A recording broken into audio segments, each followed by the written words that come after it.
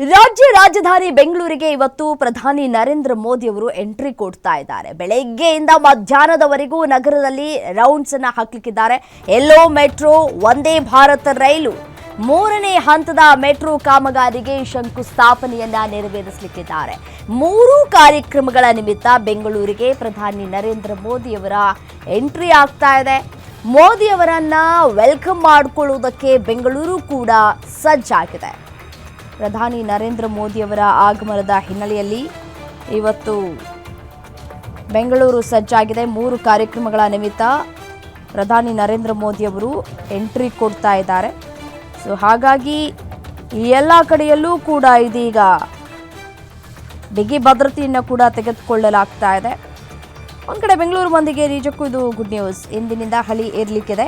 ಎಲ್ಲೋ line metro ನಾಳೆಯಿಂದ ಸಾರ್ವಜನಿಕರಿಗೆ ಮುಕ್ತವಾಗುತ್ತೆ. ಸಾಕಷ್ಟು ಟ್ರಾಫಿಕ್ ಜಾಮ್ನಿಂದ ಕಿರಿಕಿರಿಯನ್ನು ಅನುಭವಿಸ್ತಾ ಇದ್ದಂತಹ ಜನರಿಗೆ ನಿಜಕ್ಕೂ ಎಲ್ಲೋ ಲೈನ್ ಮೆಟ್ರೋ ಯಾವಾಗ ಸಿಗುತ್ತೆ, ಯಾವಾಗ ನಾವು ಓಡಾಟವನ್ನು ಮಾಡ್ತೀವಿ ಅಂತ ಹೇಳಿ ಕಾತುರದಿಂದ ಕಾಯ್ತಾ ಇದ್ರು. ಅದರಂತೆ ಇವತ್ತು ಪ್ರಧಾನಿ ನರೇಂದ್ರ ಮೋದಿ ಅವರು ಉದ್ಘಾಟನೆ ಮಾಡುವಂತಹ ಹಿನ್ನೆಲೆಯಲ್ಲಿ ನಾಳೆಯಿಂದ ಎಲ್ಲೋ ಲೈನ್ ಫ್ರೀ ಆಗುತ್ತೆ.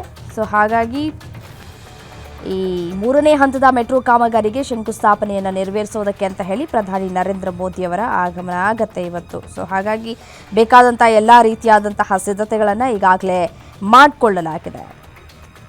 ಅಲ್ಲಲ್ಲಿ ಟ್ರಾಫಿಕ್ ಜಾಮ್ ಉಂಟಾಗದಂತೆಯೂ ಕೂಡ ಪೊಲೀಸ್ ಇಲಾಖೆ ಸನ್ನದ್ಧವಾಗಿದೆ.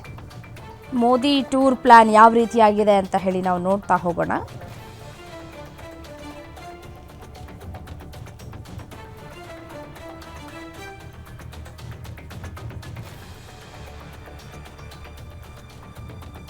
ನೋಡಿ, ಬೆಳಿಗ್ಗೆ 7:50ಕ್ಕೆ ದಿಲ್ಲಿಯಿಂದ ವಿಮಾನ ಮೂಲಕ ಬೆಂಗಳೂರಿನತ್ತ ಪ್ರಧಾನಿ ನರೇಂದ್ರ ಮೋದಿ ಅವರು ಆಗಮಿಸಲಿಕ್ಕಿದ್ದಾರೆ.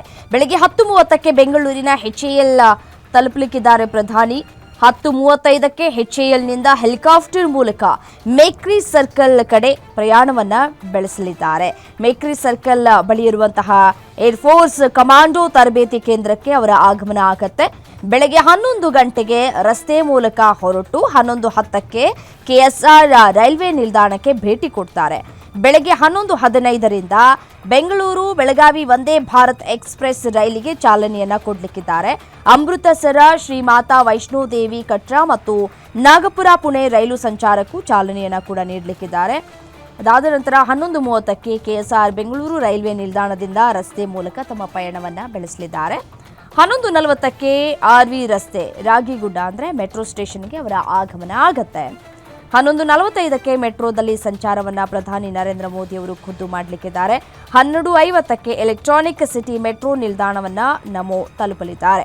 ಎಲೆಕ್ಟ್ರಾನಿಕ್ ಸಿಟಿಯಲ್ಲಿನ IIIT ಸಭಾಂಗಣದಲ್ಲಿ ಆಯೋಜಿಸಿರುವಂತಹ ಕಾರ್ಯಕ್ರಮದಲ್ಲಿ ಪ್ರಧಾನಿ ಮೋದಿ ಭಾಗಿಯಾಗಲಿಕ್ಕಿದ್ದಾರೆ. ಮೆಟ್ರೋ ಹಂತ 3ರ ಕಾಮಗಾರಿಗೆ ಶಂಕುಸ್ಥಾಪನೆ ನೆರವೇರಿಸಲಿಕ್ಕಿದ್ದಾರೆ ಪ್ರಧಾನಿ ಮೋದಿ. ಮಧ್ಯಾಹ್ನ 2:40ಕ್ಕೆ HAL ವಿಮಾನ ನಿಲ್ದಾಣದಿಂದ ದಿಲ್ಲಿಗೆ ವಾಪಸ್ ಆಗಲಿಕ್ಕಿದ್ದಾರೆ. ಈಗಾಗಲೇ ಬೆಳಗ್ಗೆ ಹೊರಟಿದ್ದಾರೆ. ದಿಲ್ಲಿಯಿಂದ ತಮ್ಮ ಪಯಣವನ್ನು ಆರಂಭ ಮಾಡಿದ್ದಾರೆ ಪ್ರಧಾನಿ ನರೇಂದ್ರ ಮೋದಿ ಅವರು. ಎಲ್ಲವೂ ಶೆಡ್ಯೂಲ್ ಪ್ರಕಾರ ಆಗುವ ಹಿನ್ನೆಲೆಯಲ್ಲಿ ವೆರಿ ಕ್ವಿಕ್ಕಾಗಿ ಆಗಬೇಕು.